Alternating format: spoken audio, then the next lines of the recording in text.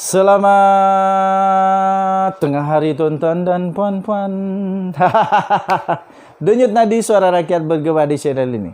Istri saya bagi idea beli baju dengan gambar bicycle. Kenapa nak pakai bicycle? Supaya kita tahu katanya bahawa hidup kita ini bagaikan roda bicycle. Kadang-kadang di atas, kadang-kadang di bawah. Kadang-kadang di atas, kadang-kadang di bawah. Life is like riding bicycle. Betul.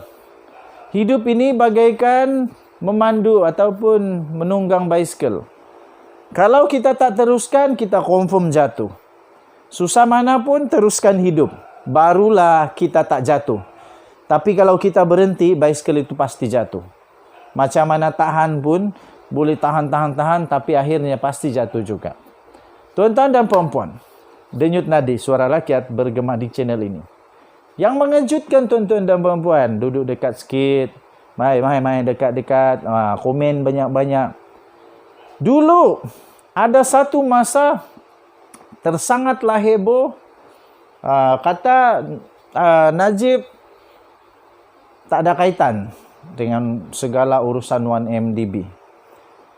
Tapi pernah juga orang, saya pun tak tahulah, ini mungkin fitnah daripada orang-orang yang tak bertanggungjawab. Mereka kata, Datuk Seri Najib Tun Razak kata, dia tak kenal Jolo.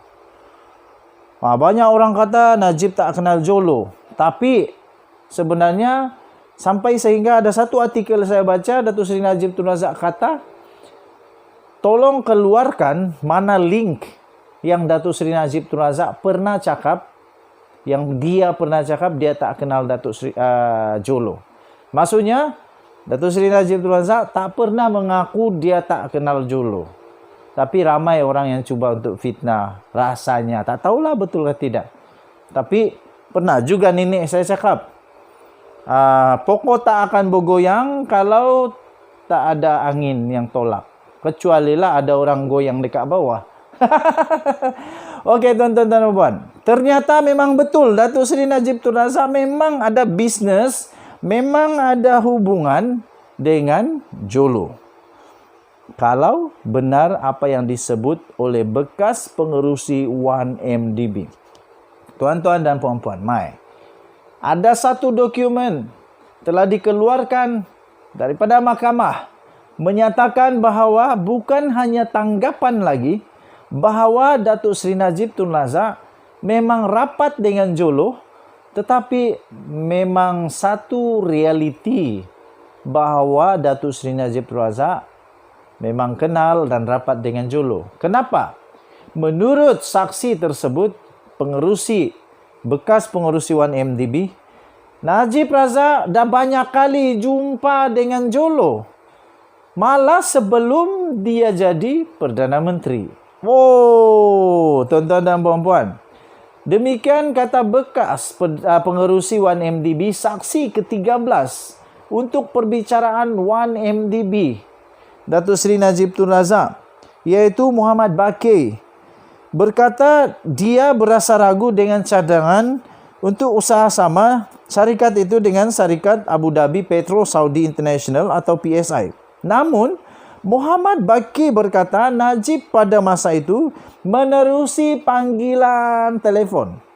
Panggilan telefon telah memberitahunya agar tidak terlalu fokus menghabiskan masa tenaganya untuk melihat transaksi yang lama-lama. Transaksi yang lama berkaitan dengan 700 juta itu kot. Dia kata tak dibalas mesej lah. Dan fokus kepada cadangan usaha sama itu.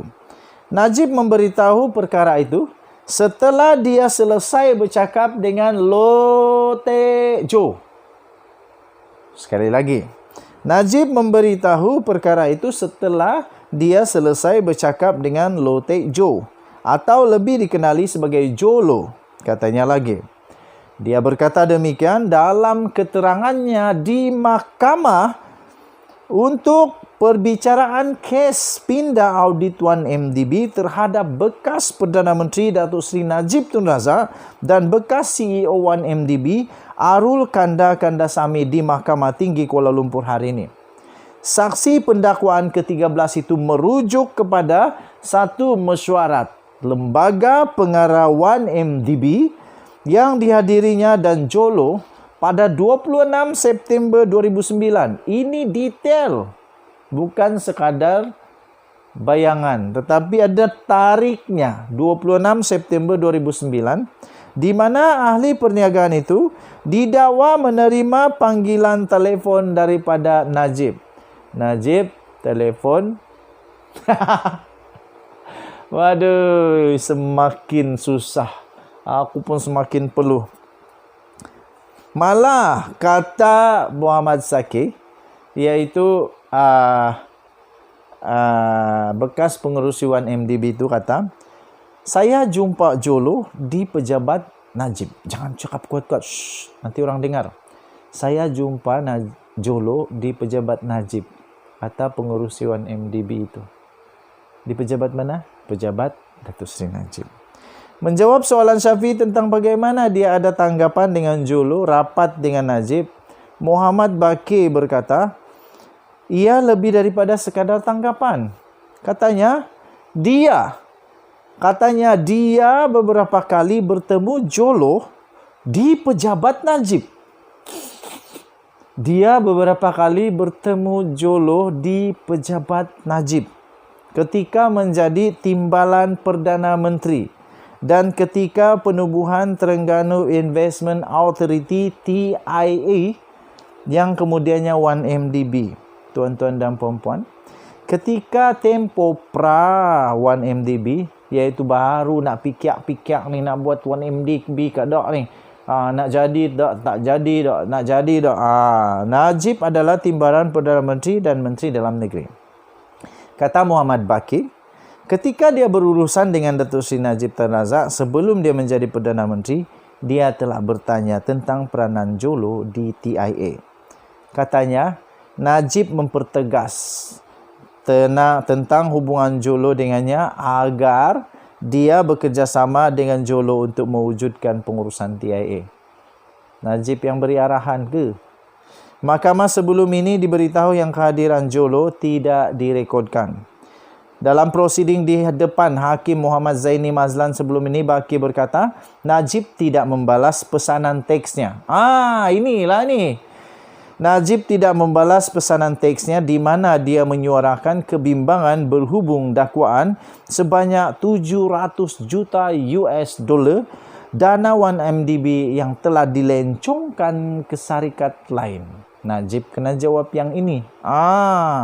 Ketika pemeriksaan balas dengan Peguam Muhammad Syafiee Abdullah hari ini, Bakir berkata walaupun dengan kebimbangannya terhadap beberapa isu seperti penyelewengan 700 juta US dollar itu, Najib memberitahunya agar tidak terlalu menghabiskan banyak masa terhadap transaksi yang telah berlaku.